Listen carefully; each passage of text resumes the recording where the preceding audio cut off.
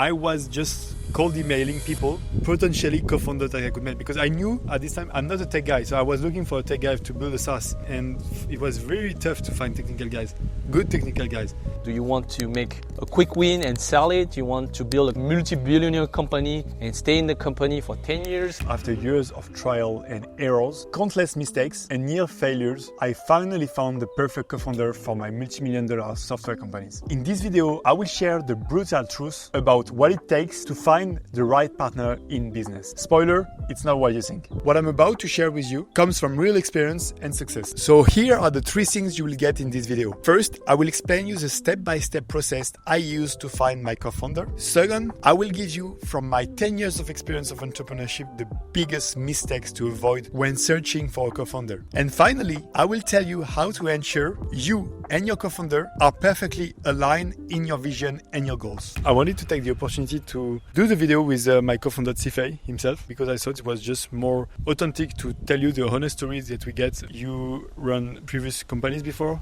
and I run as well different companies, so we're going to share this experience together. What was your process before meeting me? Like, what did you do to find a co-founder? It's one of the hardest things, I think, to do, to find a partner, because usually, we say in entrepreneurship that you spend more time with your partner at work than your own wife or whatever at home. So the process that I had at the time was I finished my last jobs, and I was like, okay, I should meet people that I enjoy worked with for the last couple of years. So I met around 3 to 5 people around me and tell them like, oh, I'm available now. I'm looking for a new project. I didn't have any idea at that time, but I was like looking for a partner, and I was like asking them if they have any project in mind. I love to work with you, and are you available now, or do you recommend anyone who's looking for some project? So there was one who offered a project actually, and the others just say like, no, I don't have time. And there were others where we started to think about ideas, but I didn't like those ideas, so we didn't move forward. It's funny because just on this point, I did pretty much the same thing at the beginning. I tried to find around myself which people I would love to build something with them. And at this moment in my circle, I didn't knew a lot of person. Like after 2-3 person, I was like block, nobody else. So some friend of me introduced me to a friend of them, but they were not at all in this position of building a company. So I lose a lot of time. That was the first circle, I would say. And then the second circle, I wanted it to be like a little bit broader. So I was like, where should I find a co-founder? So I was looking on internet actually. I found a French website first, and then I moved to another website which helped me to meet a lot of people, which is YC Combinator co-founder. So for everybody who's working and looking for, I think, a SaaS or digital startups ideas, it's a great website. I mean, YC Combinator is like one of the biggest fund to accelerator actually to help like startups. They made Airbnb, Coinbase, Stripe, you name it, and it was like a Tinder to meet co-founders. So you just fill out the form. You're saying, okay, I'm a tech guy, I'm looking for a business guy, I don't have any ideas, I'm looking for someone who's far away than me or on the same time zone. So all the things is pretty well made, and you can answer all those questions and he will make a match. I met around like 15 people actually. By meeting all those people, it shaped what I didn't want to have. I started to have meeting with new entrepreneurs which wanted to do a new Facebook, for example. I was like, it's a good idea, but not for me, It's good because it filters a lot of entrepreneurs that you doesn't match. It's not what you're looking for.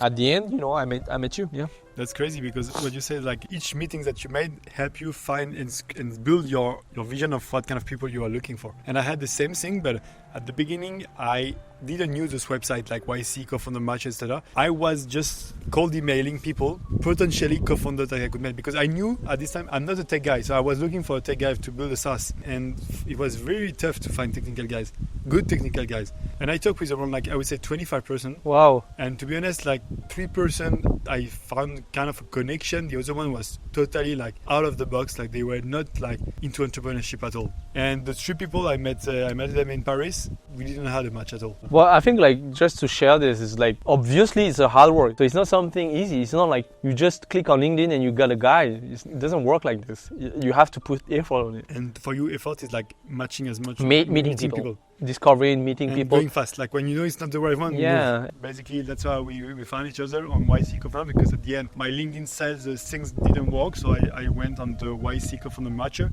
and we find each other on this platform. We jump on a Google Meet. It was late for me, very late. And then we decided, well, the call was not long. It was like 15 minutes call. We just like, okay, what do I want? What do you want? Okay, let's meet in Paris. And then we get back to Paris. We meet each other in a restaurant, like for a coffee. And then we were very, very clear. I was impressed with that. We were very clear on what we wanted. What for you are the biggest mistakes to avoid when searching for a co-founder? I think like most of the people, they are not clear about first what are their own strengths. We have to understand what we are good at. So it takes some time. When you don't know, you start with your friend or someone that you know. But usually you have the same skills as him. So short term after beginning, you will overlap in terms of skills. I had like technical skills, right? Marketing skills, I have a little bit as well. But I was looking for a business guy, really like he can sell you whatever you want. This is something that was missing from my previous partnership. So I was like, this is the skills that is missing in my scope of what I can bring to the table. I would say on my side was pretty much the same. I knew at least what I wanted to do in the business, what would be my role, and I knew what kind of co-founder I need to have. Thanks to my previous experience. I would say my previous experience helped me a lot knowing like what kind of co-founder I should have. Why? Because by experiencing building companies with people, that's when you see like really like exactly where you fail, where you miss something, where you're not good at by testing things. If we need to summarize that, try to find someone with complementarity as you, not similar. Know your strengths, know your weakness, where I'm not good at, can you complete me? Walking on that path alone is very, very hard because you are the only one on the boat. You have to think about everything. At least two is good because you can exchange ideas, build up ideas. Sometimes I'm wrong, sometimes he's right, and it makes the decision taking way faster. I mean, it's rare, like when you build a company, even if you are like kind of a genius, but I would say many of the people do the same mistakes and we all go in the same like path. First one will be like focusing on the wrong things, forgetting that selling your product is the most important thing. And the most of the people think that they're going to focus on the logo, how they're going to build the companies, where they need to locate it, the business. For me, it's my opinion. I don't think it's the way you should build a business. And so if I need to convince someone that we should do this way, I will lose all my energy onto that. So I was wanting to have someone who have this mindset. What about you? Yeah, I mean, it's super right. I mean, there's two things. The first is this one, like there is no school for entrepreneurship. Correct. So the best way to do it is to learn by failing. You have to test, learn, fail, test again. You learn to do things that maybe are useful or useless, the logo, website. It saves a lot of time. A lot of time. To, and energy. to have time and energy, because energy is something that me from previous companies, I was sometimes exhausted and tired. And I say so often like entrepreneurship is a marathon. It's not a sprint. It's how long you're going to be able to stay on the business on the long term. And you need energy for that. And when you lose your energy to fix some stupid things, at the end you're out of the game. You're like too much. And especially when it's your co-founders that ask you this energy. Yeah. That's the horrible thing, because a co-founder should be your engine, your superpower. That's why it's super important to be aligned with your co-founders since the beginning on what you want. We're going to jump on the next question is like, what's the best advice we can give to see if you are aligned or not? Like what you should do? Yeah, that's a good point. I think it's very hard because, as you say, we are two different persons or three different persons as founders. So we need to have the same vision in order to push everyone to that vision. So that vision has to be clear since the beginning. Otherwise, most of the company which fail, it's actually the vision is different, right? So you are doing like this and you're pushing hard, and then you're going to different path. And this is the hardest part actually, to push in the same path. It's not just the beginning. It's like every month, every 6 months, every year, you have to be clear on the vision and push forward to the same positions. And at the beginning, I think one of the key points is to understand what the scope of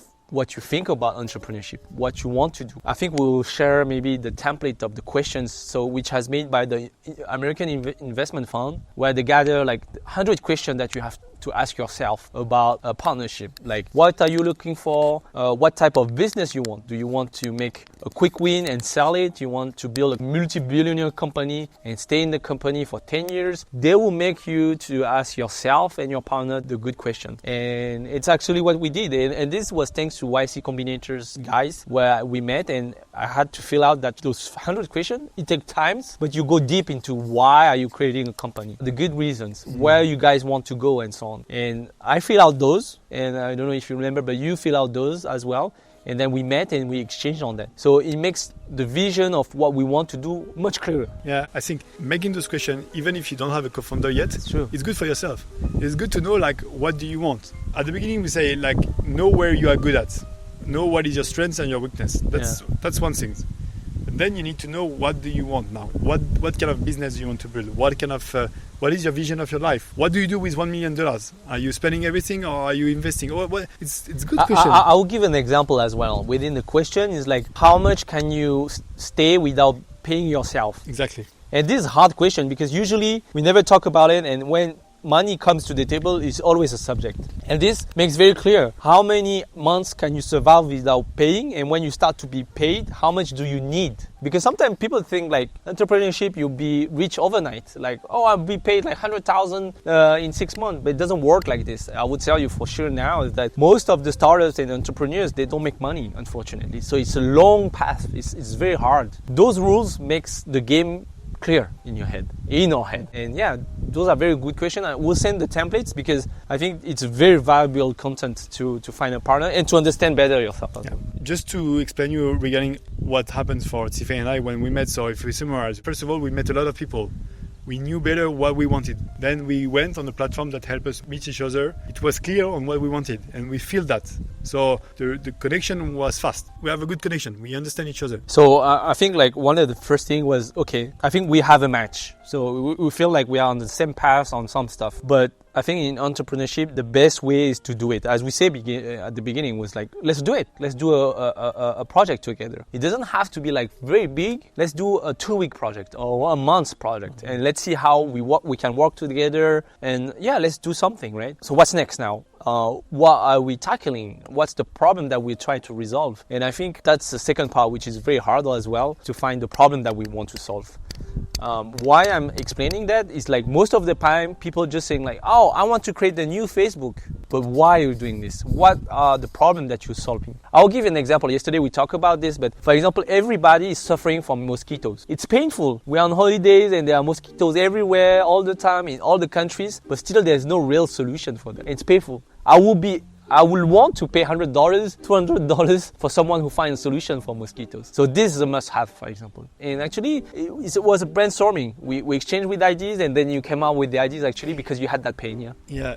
And more general, if we don't go too deep into like how we end up with the story of Some Magic, it's more like about giving you tips to find your co-founder and to know if it's your real co-founder. Test something like quick. Don't talk too much and test together. Don't build your company. Just try a project together. And a project could be like, let's do a trip together. Let's do something where we need to build something together. It can be a project, it can be a software, a small software, it can be anything. But let's try to see how we can test each other. And if you are not sure, move to the next co-founder. Yeah. Then start working on maybe something more deeper, like find a project. It's true. And I think it should be something very small in terms of time. You will take decision fast. You will make the thing fast. And it will help you to understand the others. Like, can we work together for the next couple of months? Exactly. Let's say we meet each other today and you want to build a company. I also want to build a company, but we don't know if we are good to work together. Okay, let's do this song project. Let's build this song project together. Let's try with the team. Let's try to do something, let's just build something and see if it's working. And last one thing that I want to say, I had no doubt on you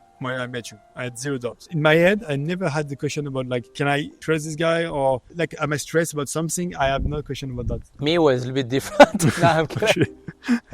but I think those two processes is really good. It's like you have a Google Meet, you meet the guy, and actually when I met you, I was like, damn, he's young and he has like all the things that I wanted in the checklist. So on the paper, it was like dream, But afterwards, it was no. But in reality, I just wanted to be sure it was like this, because it's like, I don't know, like meeting someone, speed dating. You meet someone in 20 minutes, maybe like then if you go on holidays, it's like it doesn't match, right? So the second part about making a project is like, okay, let's go on holidays together, as you say. So you will understand the guy on the daily basis, like what's he eating, how he behave, how he's working. And actually after 2 weeks, I was like, yeah, it matched on the paper, and in reality, it was like matching really good.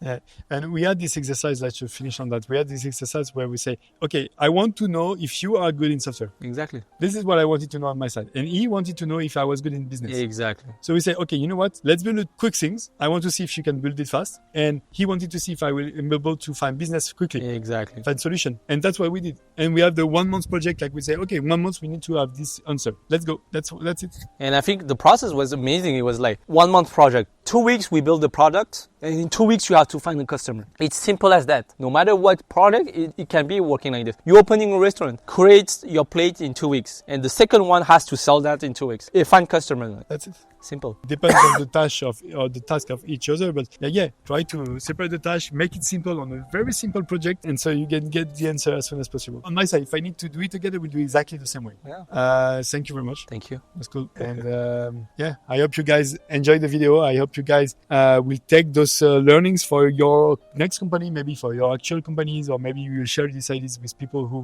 might start a companies. This is our own opinion.